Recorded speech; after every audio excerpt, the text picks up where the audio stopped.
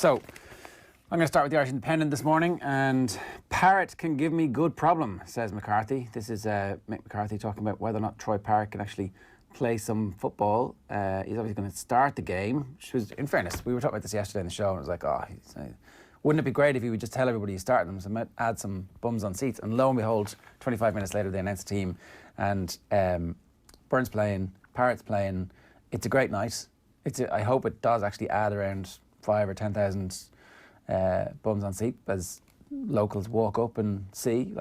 Yeah, it's a great opportunity. Like, I know people say it's friendly, what's the point? But if you want to bring your kids to a game, if you want to see local boys playing, which is not always an opportunity you have, like I said, to rock up, why wouldn't you?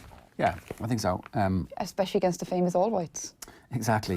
Who haven't played a game for 556 days or whatever it is. Yeah, look, I think so Jack Byrne is from Dublin inner city, like about less than a mile away from Wes, and I don't know if he's talking about him being the new Wes in his piece today. And like, maybe this will actually help the local community there realise that we've produced a bunch of Ireland footballers over the last while, and we continue to produce them. And so I don't know, I just think it's important that the Dublin crowd gets out tonight and supports Jack Byrne and gives them an opportunity to, feel the love of the Aviva. Because otherwise, I don't think it's not a very attractive game. No.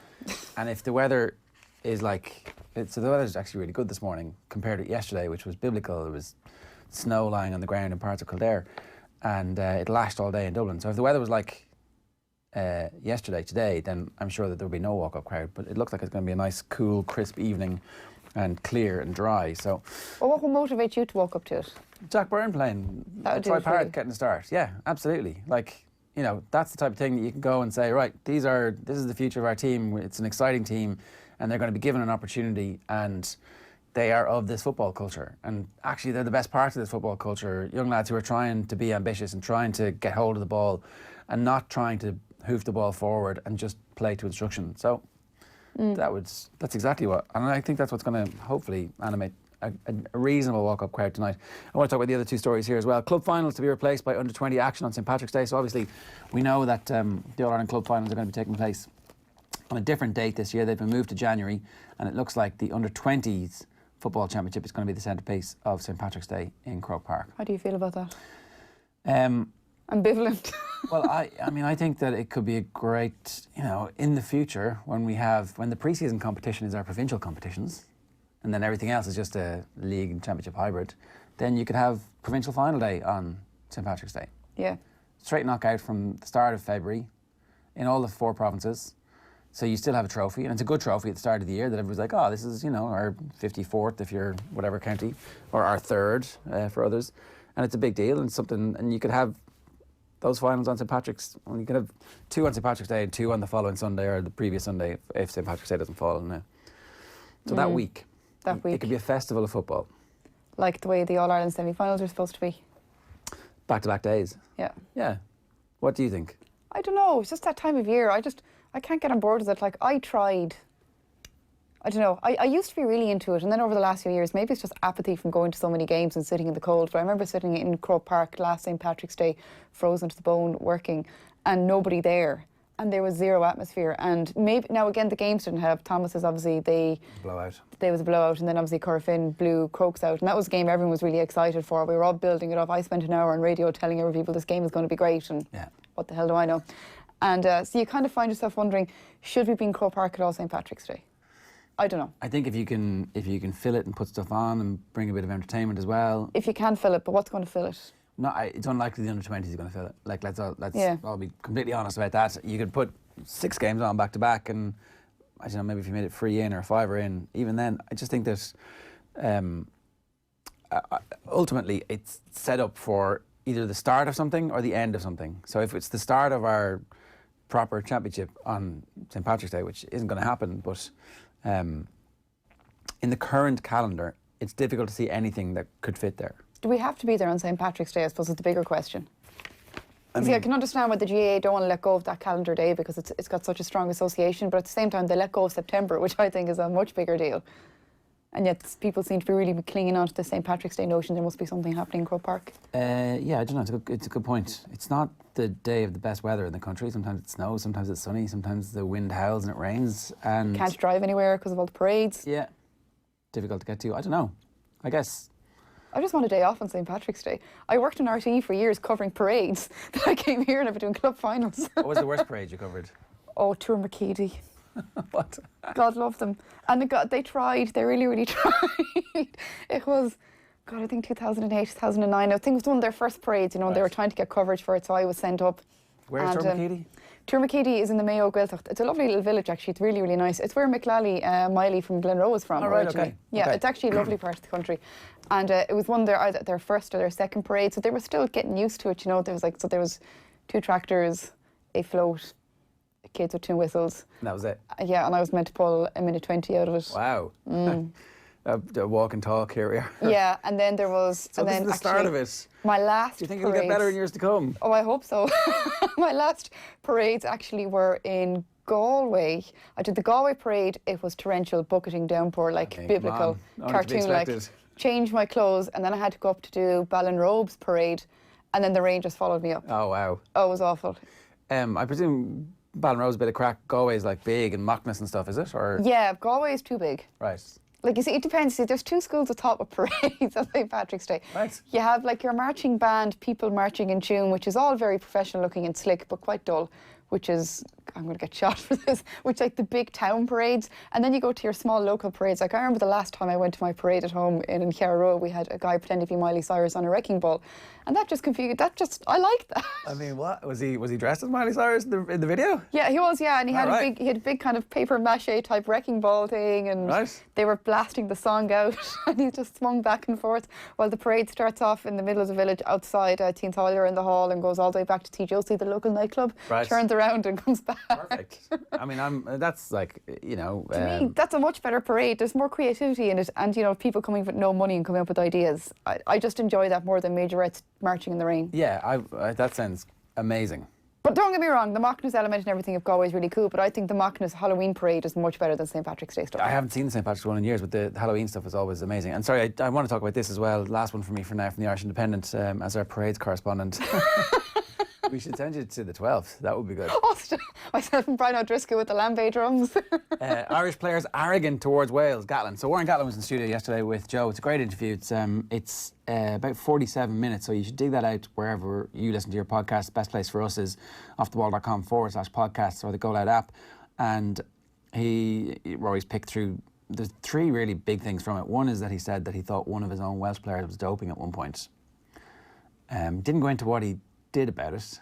Mm-hmm. Didn't go into what level of care, responsibility, or you know what influence he exerted on the player he thought might be doping. It was just a thought he had.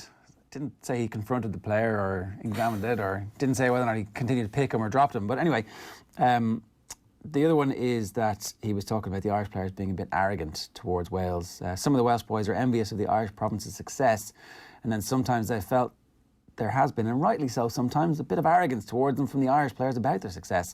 As a result, they've kind of become that motivation for the Welsh boys, saying we can't beat them at regional level, but they know we've got a chance at international level. So basically this is one of his things that he obviously had been using through the years, Irish arrogance. And maybe we were arrogant. Maybe those Irish players were arrogant.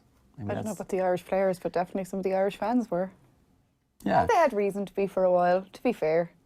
Yeah, exactly. We were way better than them for ages, and then they kept winning Grand Slams and championships when we couldn't. Then Joe Schmidt came in, and we obviously were much better than them up until the most important year of all time, which was 2019. I want to play you this bit though, because this is how he talked about getting under Joe Schmidt's skin. Have a look. Because I know it ends up coming back to you. You talk to people. Joe Schmidt seems to get more wound up the week that Ireland are playing Wales, because if I say anything, it absolutely drives them crazy. So if I, there have been 1 or 2 times when I've, said about, Ireland. Because you sense it'll get under his skin more than others. Absolutely. So Eddie Jones will laugh it off, but you suspect it bothers Joe. It does bother Joe, yeah. Okay. Yeah, and he might deny that, but it's people within the Irish camp who are telling me saying, please don't say anything this week, because Joe will go mental about any comments that you make. So, you know... Well, I wonder what you do then. Straight away, that's like waving a red flag. No, it's not. Look, I've... If you ever look at it, I've definitely toned down. You know, if you look at the World Cup, you know, what comments did I say? And really, apart from the Six Nations, where I made one comment at the start, if we win the first game. Which wasn't outlandish, actually, the way the fixtures were. Yeah, so Gatland seems to enjoy the rough and tumble of being an international manager. I think he's going to miss it for the little period of time that he's not going to be one. I think we'll miss it too for that little period of time, but I really want to know who the people were in the Irish camp who were telling him this. I mean, or if he's making that up as well. That's also fairly, I mean, when you're hearing it, you're like, there's not a whole heap of people, I would say, who are potentially in the frame for that, so. Yeah, that's what you'd be thinking of. What have you got first? I have loads. This is the Irish Daily Mail I have here, and at the back we have a photo of Jason Smith, who is the great, 8 is great for Smith. So that's, sometimes we just don't hear enough about the Paralympics and the amount of stuff they do, especially Jason Smith. He's legendary, everything he's doing. There's lots of different things. You know, normally coming up to football week, there's not much aside from football, but there's loads in the papers today. So obviously taking flight, all I want to do is score goals, says Parrott. 3 French clubs in the hunt for Bundia Key, apparently, which I'm not sure we'd be happy to hear about that in Galway. And row over O'Leary place on Arsenal board. David O'Leary apparently is a source of tension among Arsenal's hierarchy, with chairperson facing resistance in his bid to induct the former captain on the club's board as a consultant. So obviously he's been quite critical over the years, and they want to bring him on as a consultant, but not everyone is happy about that. So there is that in the Irish Daily Mail. The Irish Daily Star, we were talking earlier about obviously Kieran Cunningham's piece with Joe Brolly. That's on the inside, but on the back as well, try your best. Great headline there, as Mick urges Parrott to earn his place against Denmark. And at the top is Klopp wants a clean break. Jurgen Klopp is praying that none of his Liverpool stars are injured during the international break, and I'd say so are all of Liverpool fans. No, it's like the most non-story of all time. Mick's blue-eyed Troy is the front page headline in the Star. So did they decide that this week we're going to do puns on his first name and next week we're going to do puns on his second name, or pre-matches? Oh, and on the inside, Troy Wonder. There you go. See, it's like... And Mick's dream team. That's not a pun on the name. O'Hara distributed breach. Jack's the lad to pick a pass for boys in green. So we've got to use that as well. Duffy's piece, yeah, where he's saying he's the new Wes. Yeah, and then we turn the pages. Sterling's strop with Southgate. And then the Joe Brolly piece we said about Mayo, there is a flawed culture in Mayo. This is a piece written by Kieran Cunningham, and we were just going through it in the office there this morning. And it's Joe Brolly, so obviously there's quote after quote. With some of the ones to pick out. He's playing the hits, in fairness. He is. He really is. And look, isn't it working? What are we talking about? Well, yeah. I mean, I would kind of... I disagree with him on a bunch of this. Ultimately, he's come to the conclusion that Kennelly and Holmes were the saviours of Mayo football. Yes, he has. On the basis, it seems, of climbing Croagh Patrick with one of them. Like, he spent a bit of time in their company. There's a bit of Stockholm syndrome going on, it seems to me, where he's become mates with one of them, and it's like, Jesus, you lads were knifed in the back by the celebrity losers. So it fits the narrative. It does. Now, I mean, like, there's a couple of frees that if they go over, there's a few refereeing decisions that if they go the wrong way, that Mayo team won All Ireland. And you can't say that they didn't win it because the culture was flawed, because the culture got to the point where they were in a winning situation. Like... And I know I agree with you. The argument that he's going to make to that is like, well, they didn't win it, so come back to me when you've won it. But ultimately, I think that that's... Yeah, I mean, that's the thing, like, they didn't win it, and this is all opinion-based, but Joe Brolly is, like you said, using selective memory to back up his opinion with his facts. But I think there's just a few interesting things, like, you get all this Twitter false rate stuff about things that you might write about a team, said Brolly. For example, the Mayo ones, some of them were angry about what I wrote after they lost to the Dubs in the All-Ireland semi-final. But the truth is the truth.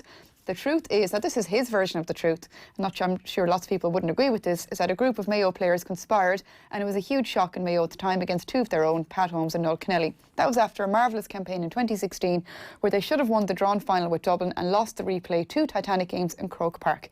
Noel and Pat tried to change the culture of the group for one of entitlement and individuality. Kieran Whelan actually said something relevant to this on the Sunday game during the summer, and that's his knife in, and then he twisted it later in the article, talking about Donegal. And because Donegal's culture was different, they were serious about this SH1T. This is who we are, this is an expression of ourselves, and we don't give an F about All-Stars, don't give an F who is Player of the Year or who has an effing Audi. I mean, Is there a picture of Aidan O'Shea, who he's clearly aiming that at? There is a picture of Lee Keegan, who I'm not sure what he drives. And culture is so important. When we won the All-Ireland, that one All-Ireland in 1993, the training games were effing ferocious. There was no place for second best. And what was wrong with the culture every other year? Well, this is it. There was no desire for second best. Nobody's feeling sorry for themselves. Nobody was thinking of anything else but let's get this done. I'm not sure it can be fair that we can say that any Mayo player feels sorry for themselves. I don't know. If they did, after the decade they've had, I can see. You can understand why they'd have a low day. Look, I mean, Brolly said they didn't have enough good men. That was it. They have enough good players, but not enough good men after the semi-final. So that must be what he's talking about. What's he insinuating by that? I don't know. Character? Yeah, exactly. Oh, it's 100% character. Yes. Sorry. Yes. That's and that's been the fairly consistent theme of his pieces about Mayo over the last while. But you see, like, you're making that kind of argument and you're not in there, you're not in the camp, you don't know what the characters are, you don't know what they're like. He probably hasn't done a character psychological assessment on each and every one of them, I'd imagine, Joe Brolly. If he has, please let us know. But, like, yes, absolutely, there are questions in Mayo, as we were discussing earlier, serious questions about how county boards work and how such supporters organisations operate. That's fine, but that's not the team's fault. It's not James Horan's fault. At the same time, I do think sometimes psychologically that kind of stuff can seep into your psyche and it can get into your DNA and you have to work very, very hard to... With the shit show that the county board is might have an impact. There is a contagion element of it. Absolutely, it's emotional contagion. I think that's like, probably true. Think about it, you go into the shop, somebody's asking you, you go to a game, somebody's asking you, people make jokes, you might stop off in a Spar to buy a burrito. Oh, is that because county board aren't buying your meals? Do you know, it's constant and that does seep into your head. And put on top of that, years and years and years of being told, actually, you're not going to win the All-Ireland anyway. He's very interesting about the strength of character that Pat Gilroy was and how he was the pivotal character in the turnaround in Dublin's fortunes. Eugene McGee had talked about Dublin being Hollywood footballers at the start of the last decade. That was basically the Kieran Whelan team, and that it required Pat Gilroy to come in and weed out a few bad influences and also just make players stop being individual. Now, this is all fact, right? So this is all true. And when you look back at the career of Bernard Brogan, for example, I think Alan Brogan has told the story about Bernard losing it one night at training with Pat Gilroy and Pat Gilroy losing it back at him about not tackling back. And this is kind of a turning point. After that, Bernard becomes one of the hardest working, most aggressive defenders on the team when the team are out of possession or when there's a turnover. So that's the sort of thing I think that he might be talking about, that maybe, but like that's suggesting Andy Moran is not working as hard as Bernard Brogan did, and I find that hard to believe, you know? As well as that, and like that's just because Dublin managed to win. If they hadn't won, what would the narrative be? Well, I mean, if Dublin had they'd been the Mayo of the noughties and the teens, it'd be, you know, Gilroy didn't do enough. Yeah, Jim Gavin hasn't built. I guess, in fairness, although Dublin never got as close to this Mayo team, Dublin in the noughties were a team of celebrity losers. I think you could definitely... Absolutely, yeah. This team in Mayo, like, actually got way closer than that Dublin team did. I don't know. I think it's just a little bit... I think it's just a little bit too easy to paint them as celebrity losers. I think there's a much more nuanced story that happens in sport where a team comes up against the greatest team of all time and can't beat them. Like, and that drives the rivalry in many respects and actually drove Dublin on. And that, I think, is worth praising Mayo for. And I'm not saying that Mayo don't have any problems, but I don't think they're the celebrity losers that they're painted here. Like, I've always maintained that Mayo are the most consistent team ever. They're like Arsenal. As in, they're always there or thereabouts. You know, when well, when you consider, you know, compare their resources to what Dublin has, compare the mileage they have to do, compare the travel the players have to do, compare the money, the skills, all that kind of stuff, where they're positioned in Ireland, and yet they're always there or thereabouts. Dublin really, okay, 5 in a row, but still a flash in the pan, so to speak, compared to Mayo's history. And they're still there or thereabouts despite everything that goes against them, despite this inter-county turmoil, despite every single winter. What are we talking about? We're talking about Mayo, why they haven't won. However, and like you said as well, there's a part of the problem. This narrative is much deeper. But when we don't get access to the narrative, it's very different to paint a different narrative. And this comes back to lots of different county boards and GAA teams in particular. Their attitude is very like the Queen. It's, you know, never complain, never explain. But maybe if they explained a bit more, we might have a bit deeper understanding and perhaps bits of copy like this about the flawed culture might perhaps have less air to go on. Well, it's more difficult to write those pieces if you actually are out explaining things and saying things. But yet, for some reason, this is not seeping through. And I know anybody watching or listening to this is going to say, of course, she's going to say that she's a journalist. But you know what? If a manager comes out and just talks to people and explains how things are, players, it tends to shut up any kind of vacuums that are. Because, you know, nature abhors a vacuum. Yeah, it's interesting too how impactful the stuff that gets written is on players and managers and coaches. Listen to Warren Gatland talk last night. He was obsessive for a period of time about the stuff that was being written, and also then, while he's saying that now he doesn't do that much in terms of mind games, he was clearly heavily tuned into the power of them, and even at the end, he was like, oh, it doesn't mean that much, but I know that if I tell my players through the media that once we beat France, we're going to win the whole thing, they're listening to that. And it got in Johnny Sexton's head, was what Gatland seemed to think. And then he said, oh, and Johnny didn't have that good a game against us in the last game in the Six Nations. And I'm like, did Johnny Sexton really not have a good game against you because you said something in the media? I can't believe that. I really can't. But they're obsessed with it. And so, if that's the case, come out and talk. Manage that narrative. Yeah, exactly. Be out ahead of it. This is what I don't understand. Like, if they genuinely believe, okay, you have two schools of thought, has zero influence whatsoever, and like you said, they're obsessive about it. So if you genuinely believe that, why aren't you out there controlling it? Why aren't you ringing up media all the time? Why aren't you wheeling people out, getting your version of the story out there? Yeah, I'm not angry about what you've written. I just want to correct a little thing. Yeah. You know. Or let's talk about this instead. This is a great little angle here. I just don't understand why they don't do that more. And then when they say, and like when they say we're not paying attention, but yet, you know, you'll get a snide remark from people. You know, so they say, oh, I don't listen to the radio, I don't read the papers, and then you get, by the way, I didn't like the tone of that interview, or I didn't like hear this. Somebody reported back to me. Yeah, I heard from somebody else. That's my favourite one. Yeah. 7:58 this morning. I'll tell you what's in the front of the Examiner. Brave and faithful, battling Blaendal overcomes injury woe to ease Munster's crisis. Tyler Blaendal has had a horrific time with injuries, basically since he arrived, but he's getting his chance this weekend, and I really hope he grabs it with both arms. He's again somebody who has done some media, and there's the two-page spread inside, where you know it's all about him. Stubborn Blaendal continues to put neck on the line. Obviously, he had a fairly bad neck injury. I really hope it works out for him because he looks like a really good player when he's confident, and he's very, very young still in terms of his career, and who knows, could be the Ireland out half of the future. Yeah, who knows? I have the Herald here, and again, we're back to puns. Troy, you're best, says Mick. McCarthy says Parrott debut goals will put him in frame for Denmark. And also, Keane Tracy has an article at the bottom. Sexton's Leinster return. Johnny Sexton set to return to Leinster, starting 15 for Saturday's Champions Cup opener against Benetton at the RDS. So Leinster fans be happy to see Sexton back, hoping that the ghosts of the World Cup are gone.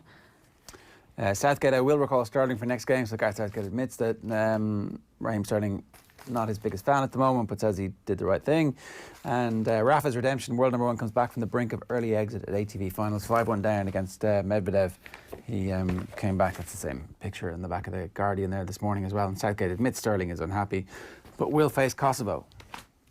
We have the Irish Times here, and their sports pages are in the middle today, so it's a bit more difficult to carry out. We've Jason Smith there again, continues remarkable gold run and gold medal run in Dubai. Salazar makes a part apology for callous comments, which I thought was very interesting. So Alberto Salazar has issued a part apology, interesting way of putting it, for any callous or insensitive comments that he made about the weight of former teen prodigy Mary Kane and other female Nike Oregon Project athletes he coached. Right, which of course, yeah, that's worth everything. Yeah. It's not even a full apology, it's a part apology. Sure, come on back. We don't care that you were using testosterone on your own coaches to see exactly what impact and how long it lasted in the body. And staying stateside, NFL invite Kaepernick to work out for clubs to evaluate him. So this weekend could represent his best and perhaps last opportunity to play again. He's, of course, the quarterback for nearly 3 years. He struggled to resume his career after kneeling during the US national anthem, because the worst thing you could do is kneel during an anthem for a country that doesn't respect you. I know, it's the freedom of speech thing in America is like, oh, I've got freedom of speech to say whatever I want, but that guy over there does not have freedom of speech to say what he wants because, well, he's black, let's face it. And doesn't agree with what I think. That's the subtext to that. There's some interesting things about that.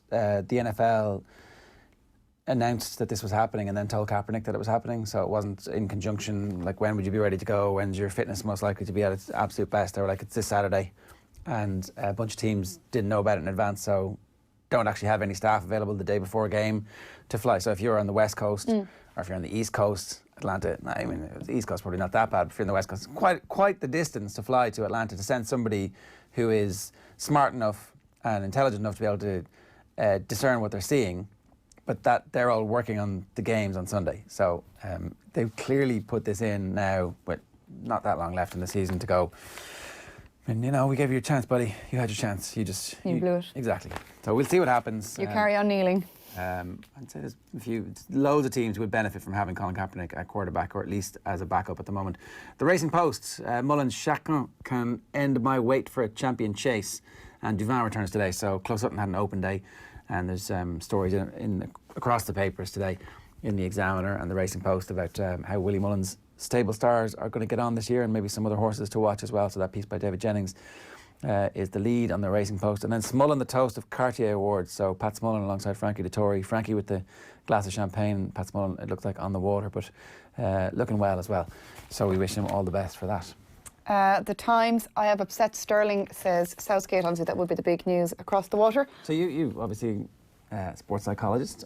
Do you think it's a sign of weakness or a sign of strength to admit that you've pissed off your star player? I would say a sign of strength. I think Southgate has done the exact right thing there. He has forced Sterling's hand. Sterling's had to apologise. He has to go back to between the legs, reassess himself, his behaviour. And then, you know what, when he's done that and they feel he's contrite, he's allowed back in. They're not holding it against him. They're like, you're not doing it tonight, buddy. He hasn't been that contrite, Raheem. He's probably more contrite than he would have been under other managers. His Instagram post was like, yeah, no big deal. We moved forward, we put it behind us, we had words, it's over now. You only got the guy in a headlock. Apparently scratched his face with his jewellery. Not that contrite. Like, I'd be like, oh, look, sorry, I was out of line. Wouldn't that be contrition? But perhaps for Sterling, this is very much contrition. Now Sterling's, look, I'm a big fan of Raheem Sterling, and so I think that they should do whatever they can to get in the team. But I do also think that Nathan was worried yesterday that, footballers, especially the best footballers in the world, like to think that they are the big dog, and if you don't somehow pander to that ego along the way... Let's go back to Mayo again, will we?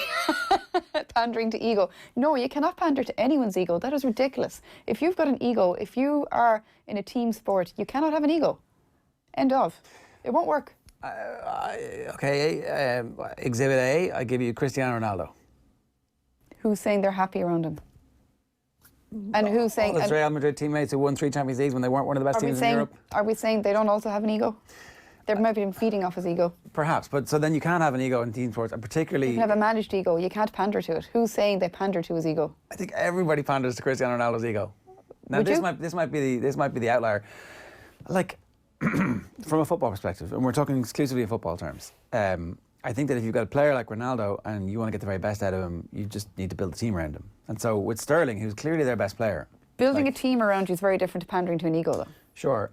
Okay, so you think the right thing is done at this stage? Absolutely. Absolutely. Because can you imagine that kind of bad feeling that would hang around that camp if they saw that kind of behaviour and that it was excused and allowed? Yeah. How often have we seen England teams crash and burn because of bad behaviour? And the cliques and the egos. Yes. Yeah. So look, we'll see what happens in the long term. Maybe Sterling comes out of this the other side and 2 months' time goes, yeah, look, I was wrong. I've driven up to Liverpool to meet Joe and I've said, I'm sorry, I shouldn't have done that. Because that would be growth, right? It would. I don't know how much growth you're expecting at the same time. You're not holding out hope. No. And he's actually on the back page of the Mirror as well. Raheem's got hump with me. I will try my best. And Westwood fears it's all over. Kieran Westwood fears he's being retired from international duty. The Sheffield Wednesday goalkeeper insists he will never quit Ireland even if he's not being picked. That's kind of sad. In a nice way sad. It shows what it means to him. It's funny how no managers ever really gave Kieran Westwood the opportunity. 21 caps, apparently. Maybe his talent deserved. No kind of significant impact. Yeah. Anything, last one? And the last one, I have The Sun, and we have Slick as a Parrott is their front page. And Destroy. I thought was great. That's really, really good. Seek and destroy. Do the business tonight, and Kid might repeat like a parrot. Right, there you go. Boom, boom.